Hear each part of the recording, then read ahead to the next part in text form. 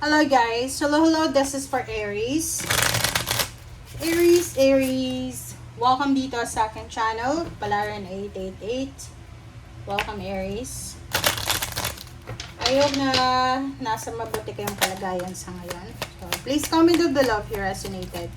And at the same time, gamitin nyo guys ang iyong intuition para sa panunood dito sa mga tarot readings. Okay, if ever na alam mo na hindi naman yan para sa'yo, huwag mo nang i-claim. Okay? Just let go. Okay, Aries, please comment down below Mag-comment ka. I need your reaction. Kailangan natin yung message mo dyan. Okay? Sabihin mo kung nasaan ka.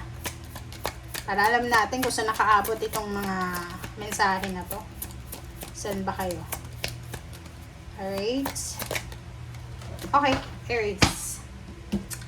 King of Diamonds, Ace of Heart, Eight of Pentacles. Simulan natin dito. Dito sa King of Diamonds, number 15, this is number 6. There's a letter. Okay? Ang letter naman na to, pwedeng physical na letter galing sa kartero, sa post office, ang darating sa iyo, Aries. Or pwedeng makakatanggap ka ng email, ng chat, or message sa mga social media accounts nyo. So, this letter is a good tidings, a good news. And, this is unexpected good fortune. So, isang like job offer, financial help, or pwedeng nanalo ka sa mga pa-contest, or there's a good news coming para sa'yo. So, congratulations sa'yo. Another is number 11, Fox. This is Ace of Hearts. So, be careful tayo sa love life. Okay? Are you single? Okay? Kasi kung single ka, babae ka man or lalaki na Aries, huwag kayong masyadong maniniwala. Lalo kung nagta-travel ka, nakasakay mo lang sa bus, sa airplane, nakatabi mo lang sa mga airport, ganyan. Huwag kayong maniniwala sa kanila. Okay? Dito sinasabi ng baraha sa'yo na be careful. Kasi may mga tao, kilala mo, hindi mo kilala, makikilala mo pa lang na possible na maging dahilan ng problema. So, pwedeng pagplanuhan ka na masama, like pwedeng traidorin ka or i-betray ka. So, you need to be careful. And last message natin is number 44, Eight of Diamonds. So, dito sinasabi ng baraha sa'yo na possible na there's a good news and there's a bad news. So, sinasabi ng baraha sa'yo na if ever na ngayong linggong ito, if ever na sa linggong ito, makabasag ka ng pinggan, makabasag ka ng baso, ng tasa, yung mga glasses, diba? Broken glass. If ever makabasag ka niyan sa linggong ito, sinasabi na posibleng there's a death, news about death of your parang relatives or kilala mo, friend na kilala mo. And at the same time, sinasabi ng baraha sa'yo dito na you need to be careful, especially sa pagta-travel. Okay? Travel by car. Okay?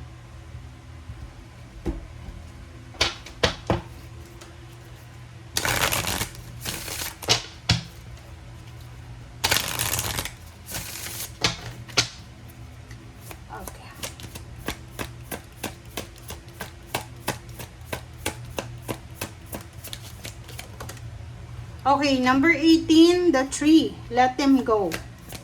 Okay, Aries. Ang nakikita ko sa'yo dito, another 27, justice is coming. So, nakikita ko sa'yo dito na possible, if you are experiencing injustice, like, pwedeng napagbintangan ka, or pwedeng niloloko ka. So, like, love life siya Pwedeng yung asawa mo, harap-harapan kang niloloko, or pwedeng boyfriend, girlfriend, parang ganon.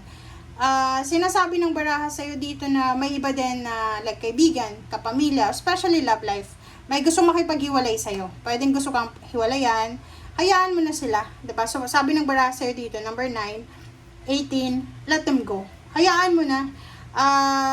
Kasi sinasabi ng baraha sa'yo na ano man ang ginawa sa'yo, ibabalik yon. There's a karma coming. So, Kung may natuklasan ka, na niloloko ka, ninakawan ka, binitray ka, okay lang yon.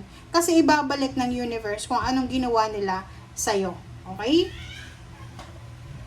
Alright, so let's verify. This is the third deck.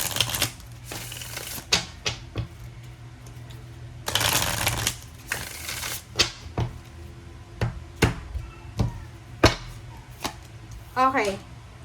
Renewal, completion, wisdom, and then grief. Oh, yun na nga. So, parang nakikita ko sa'yo dito, ayun, sinasabi ng bara sa'yo dito, Aries, na yun, possible talaga, this is possible na makatanggap ka ng balita about someone na pumanaw na. Pwedeng kakilala mo, kadugo, kaklase, or kung sino man sila, or siya. Kasi eto, sinasabi na posibleng ikaw ay nagluluksa. So, pwedeng nagluluksa ka dahil literal na may namatay. Pangalawa is nagluluksa ka, it's because bago kang hiwalay, pwedeng hiniwalayan ka. But sinasabi ng baraha sa'yo, huwag kang mag-alala. Kasi the justice is here. Kung ginawan ka ng masama, kaya ka malungkot, huwag kang mag-alala kasi babangon ka. Okay? Na parang phoenix rising from the ashes. Sinasabi ng baraha sa'yo na kung sino man ang nakapanakit sa'yo, eto ay babalak sa kanila. Justice is coming. Renewal is coming. So, just let them go. Grief, malungkot ka, normal yon. As a human being, pag nasaktan ka, binitray ka, niloko ka, nawalan ka, iniwanan ka, makakaramdam ka talaga ng kalungkutan. Okay? So, normal yon. So, hayaan mo lang na malungkot ka. Okay? Huwag mong sisikilin yung ano mo, kasi may stress ka niyan. So, kung malungkot ka, malungkot ka. Huwag mong pipilitin na maging masaya.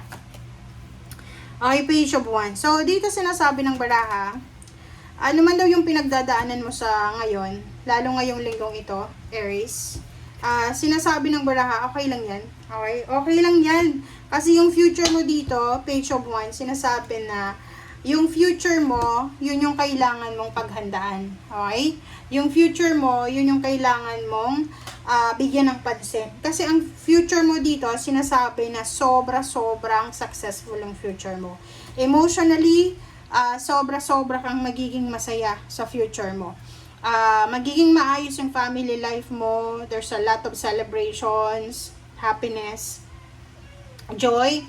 And sa trabaho, businessman or financial, sa future mo magiging sobrang busy ka. Super busy ka niyan. Kasi pwedeng magiging, kumbaga, occupied ka talaga. So, sa ngayon, siguro nasasaktan ka pa. You're grieving. So, just, pray and then feel the emotion lang. Okay? Thank you guys. Bye!